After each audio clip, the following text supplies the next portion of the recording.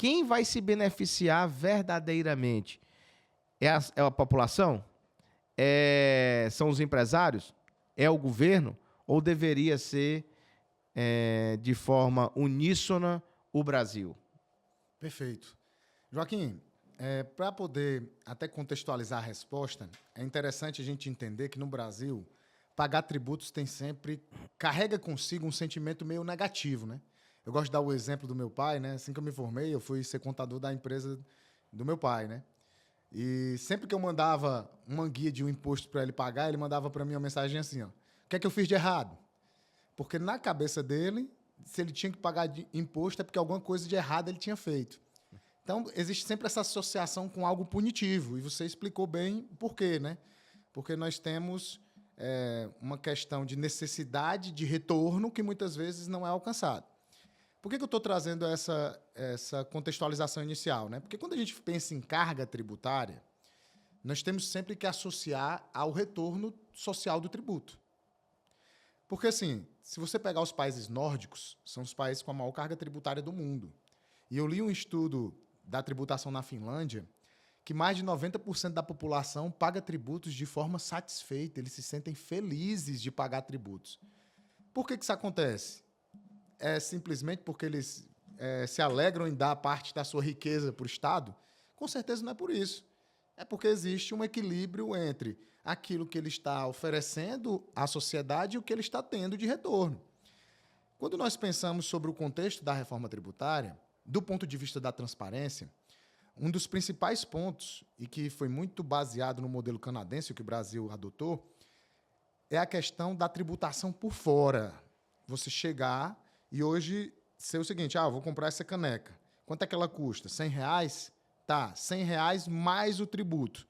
No modelo que existe hoje, o preço lá é R$100. Só que embutido nesse preço tem vários tributos que muitas vezes até para o contador que trabalha na área é difícil para ele demonstrar quanto que o tributo teve de composição nesse preço, porque é uma questão cíclica. Então, do ponto de vista de transparência, um dos grandes avanços é essa questão do tributo por fora, aonde o cidadão vai ver exatamente quanto ele está pagando de tributos. Eu não sei até que ponto isso vai ser bom ou ruim, né? Se vai aumentar esse sentimento punitivo, se não vai.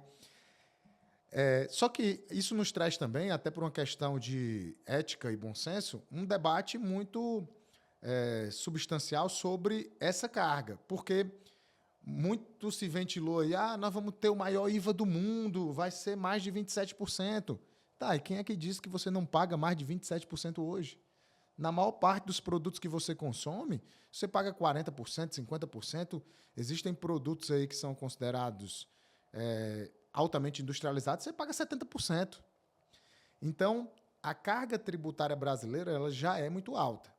Só que existiam muitos desequilíbrios também que começaram a ser combatidos na reforma. Quais desequilíbrios? É difícil até falar isso, mas eu vou falar porque nós estamos aqui num bate-papo com certeza transparente, né? Mas existe uma pressão muito forte do setor de serviços. Estou pagando pouco, vou pagar mais. Se eu sou uma empresa de serviço hoje que estou no lucro presumido, eu estou pagando 3,65% de PIS/COFINS mais 5% de ISS. Quer dizer, então, que eu vou para 26,5% de IVA? Aí a grande questão mas por que você só pagava 3,65% mais 5%? A grande questão nós precisamos entender onde é que é o equilíbrio das coisas, para que eu nem esteja superonerando a indústria e desonerando o serviço, sendo que eu preciso de ambos para construir uma nação forte. Então, até eu vou citar aqui, não tem nenhum viés político, é mais uma citação, né?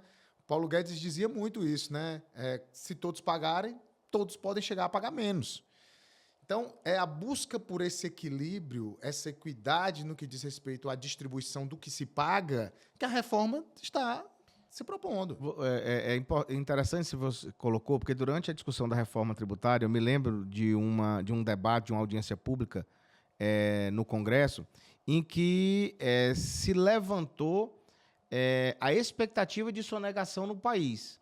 E era assim, algo em torno de 500 bilhões de reais em sonegação. defendendo-se de que esse modelo proposto pela agora, então, discussão da reforma, agora novo ordenamento tributário do país, esse modelo reduziria drasticamente a sonegação e isso faria com que o país pudesse ter melhores condições de executar suas políticas públicas, naturalmente.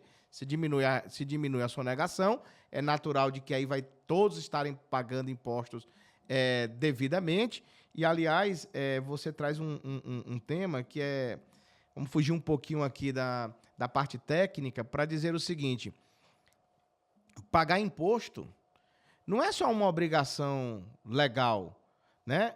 Se nós formos um pouquinho ver para a história do mundo, pagar imposto é um ordenamento bíblico, né? Tá lá Jesus mesmo foi um dos que defendeu, dai a César o que é de César. Foi um dos que defendeu de que o imposto teria que ser pago, não poderia ser sonegado, né? E que todo aquele que sonega imposto recebe as suas consequências. É como se quebrasse um princípio, né? Efetivamente, pode ter consequências diversas. E aí eu quero te trazer uma experiência para esse nosso bate-papo. Eu atuei durante muito tempo na vida profissional como auditor em municípios, né? Eu fazia auditoria governamental, fazia contabilidade pública. Em um determinado momento da fase da minha vida, eu atuei como um contador público. E foi naquele momento da Lei de Responsabilidade Fiscal. Então, nós estamos falando ali de 2001, em que a Lei de Responsabilidade Fiscal veio para o país com o intuito de promover algumas mudanças sobre a gestão pública. Essas mudanças passariam pela transparência, passariam pelo controle da gestão eficaz do tributo, inclusive, e pela boa aplicabilidade daquela receita, com limite de gastos de pessoal, limite de gastos com pagamento de precatórios, garantia de investimento para os municípios, para os estados, enfim. Era promover a gestão pública responsável, a gestão fiscal responsável. E aí trouxe uma obrigatoriedade que era os estados e os municípios fazer as prestações de contas quadrimestrais na Câmara Municipal e fazer a apresentação dos quadros de metas e riscos fiscais, ou seja, de todos os riscos que o ente tinha, seja no incentivo fiscal que ele dava a uma empresa que se instalava, mostrar a contrapartida disso na arrecadação, mostrar que não houve renúncia de receita, mostrar o controle da despesa, enfim, era uma prestação de conta à sociedade. E eu fiz alguns desafios aos clientes meus que foram muito interessantes. E veja que isso tem a ver com o que você falou de pessoas em nações que pagam impostos e são felizes. Em determinado município lá do meu estado do Piauí, eu fiz um desafio ao prefeito. O desafio, ele dizia o seguinte: olha, na Lei de Responsabilidade Fiscal está dizendo que o senhor tem que fazer a audiência pública na Câmara. Mas eu quero lhe dar uma sugestão, vamos fazer lá em praça pública? E aí montamos uma estratégia e eu, como consultor, ia para a audiência pública fazer a apresentação desses quadros de metas e riscos fiscais. Ali eu estou falando em 2001, esse município não tinha arrecadação de IPTU, que era renúncia de receita. Não tinha nota fiscal eletrônica nessa época, portanto, a renúncia de receita de ISS era muito grande. E, ora, se eu tenho baixa arrecadação, se eu tenho renúncia de receita, primeiro é um crime de responsabilidade fiscal, a partir da Lei de Responsabilidade Fiscal mais categorizada. Depois, como é que eu faço investimento se eu não tenho receita própria? Fico dependendo 100% da União? Dependendo 100% dos repasses constitucionais? Promovemos essa audiência pública. Foi impressionante, primeiro, a participação do público. Ali a gente estimulava o controle social, etc. E a gente foi começando a explicar para a sociedade o que era aquele imposto.